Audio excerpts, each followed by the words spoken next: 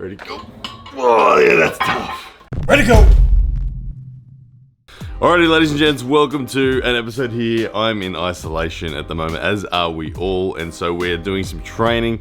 And I wanted to talk to you today about some of the little things that I think matter most in training. You can see I've got the Krasimir Kostadinov inspired training apparatus set up behind me. I'm going to be doing some training today on what I'm calling the little things, because at the end of the day, the little things are often the reason why you get the victory, as opposed to being strong in your finishing power. This is a concept that was mentioned to me by a few different people. Krasimir Kostadinov was one of them himself when I chatted with him in the Zloty Tour last year. Also Devin Larratt, another person who I've heard quote that 2 ounces of extra pressure in a little movement can be the real determining factor as to who's going to go on and win a match. Anyway, gonna get set up here. You can see what we're doing with the high attachment. We got the 2.5 inch rolling handle made by Adam Stefanick here in Brisbane. And I'm gonna show you how weak I can be, yet how important it is. All right, let's get underway. Alright guys, so part of the warm-up, what I'm going to do today is, now I've only got 15 kilos on here. As I said, I've got the 2.5 inch rolling handle. We've got the Krasimir Kostadinov setup and we've got it to the highest setting. I wanted to show you guys a couple of differences between movements that are often done. So the story, or the backstory as to why I've learned to train this way, is because of something that Krasimir Kostadinov said to me when I was in Poland for the Zloty Tour last year. Krasi said to me that he'd been watching my numbers in my training, and he said my numbers were good. He said my finishing power numbers were good, but he said I've never seen you train your weak movements and i.e. the movements that matter most at the start. We all know that arm wrestling is a sport that is not just about strength, but also about combat.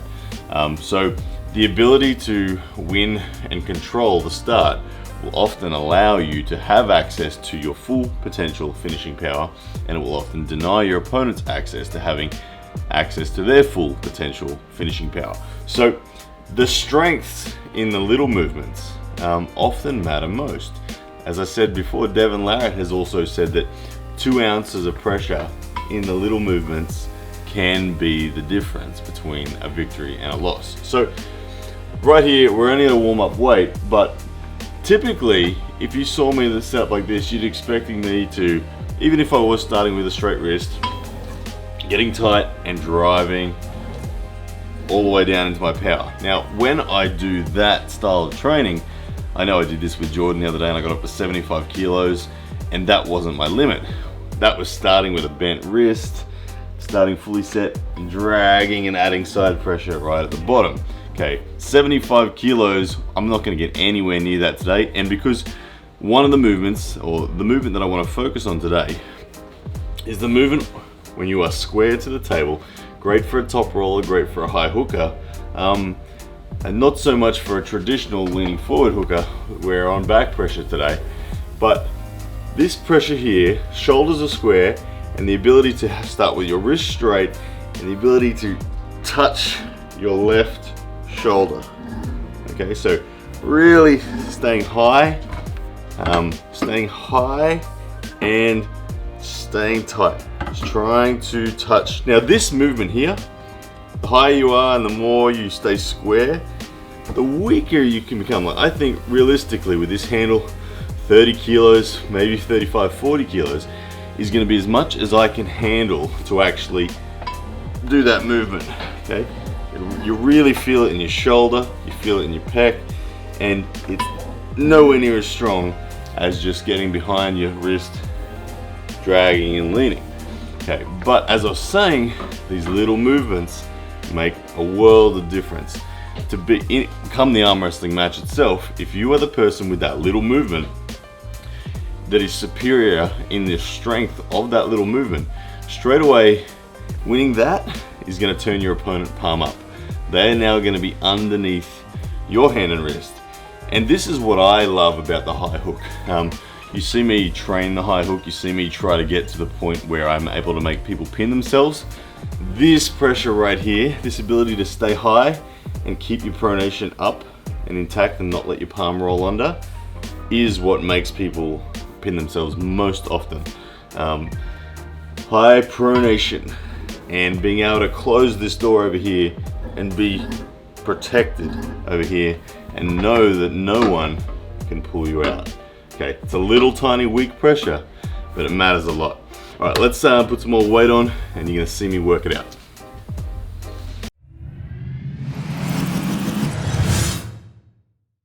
Alrighty guys, so we got 30 kilos on there now, so decent weight. This is straight away jumping up into a decent weight. It's, as you can see, very comfortable for me to move in a finishing power sense. Not an issue at all, but square my shoulders up into a starting position, wrist straight, and try to touch my left shoulder, and all of a sudden, this is a serious weight. Now, sets and reps on these little movements, it's up to you what you want to do.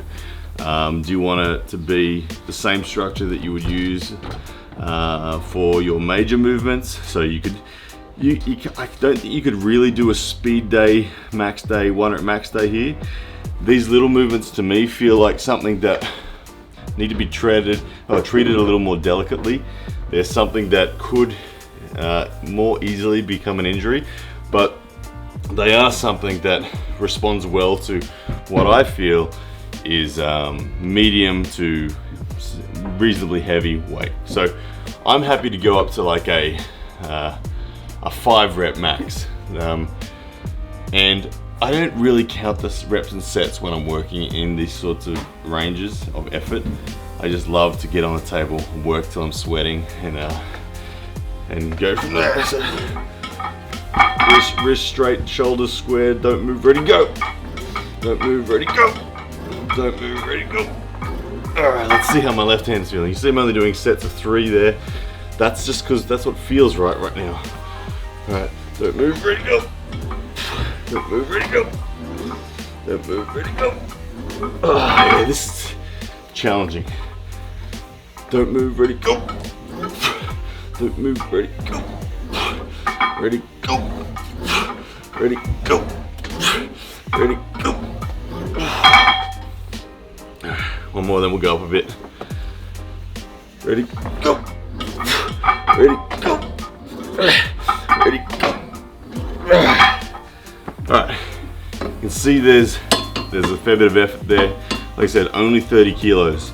If I was doing finishing power with this attachment handle, we'd be going up around 70. But this is so good. Alright, that said, I'm going to go up another 5 kilos. Alrighty guys, 35 kilos on there. I honestly, I'm pretty certain this is going to be as heavy as I go, for all those same reasons before that I was telling you. I don't want to lose form. I don't want to start creeping back into finishing power. I want to keep this in the strict zone. So we're going to see if we can do it. High pronation, touching the shoulder from a square start. Ready, go. Oh yeah, that's tough. So you can see there, I didn't actually get all the way to my shoulder. I got like an inch away. So you can treat that as a mental note to know that I can still do the movement, but I can't get all the way to my shoulder. I might be able to get there with a few more efforts. We'll see. Well, still can't touch it like I could at 30. It's just like right there, but no touch, still no touch. See how the lefty goes.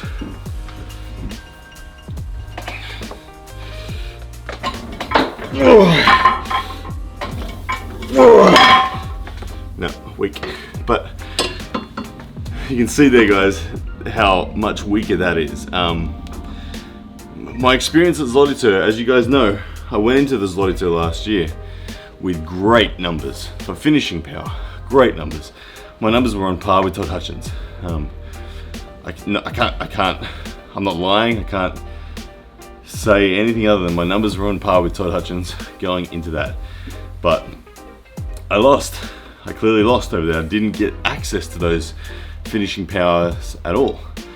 And this is really what the problem was for me.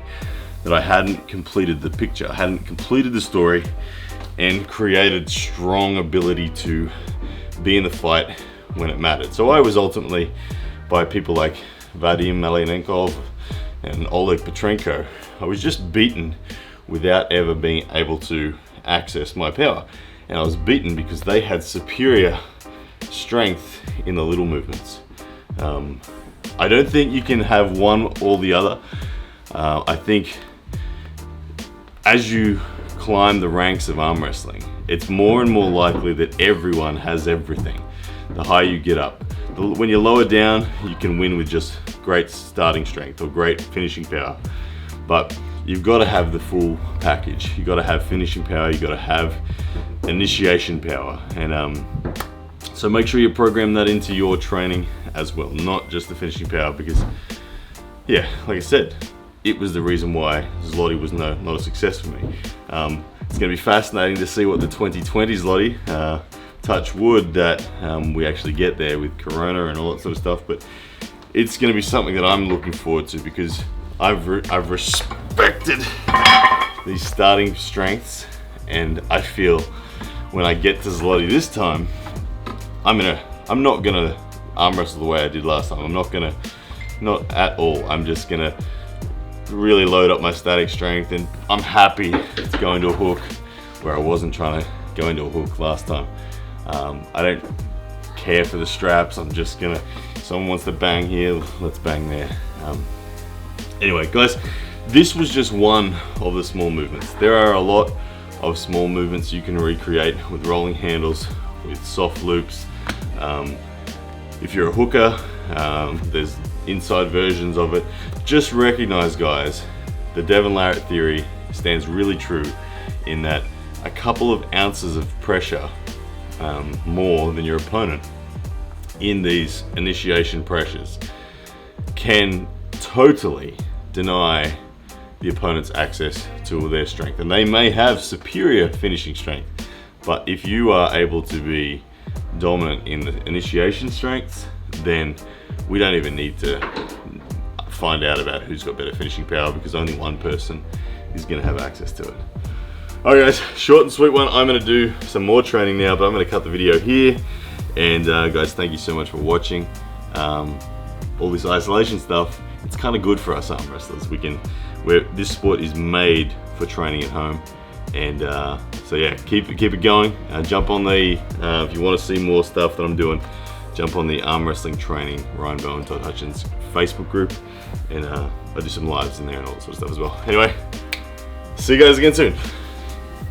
Yeah, that's a bet!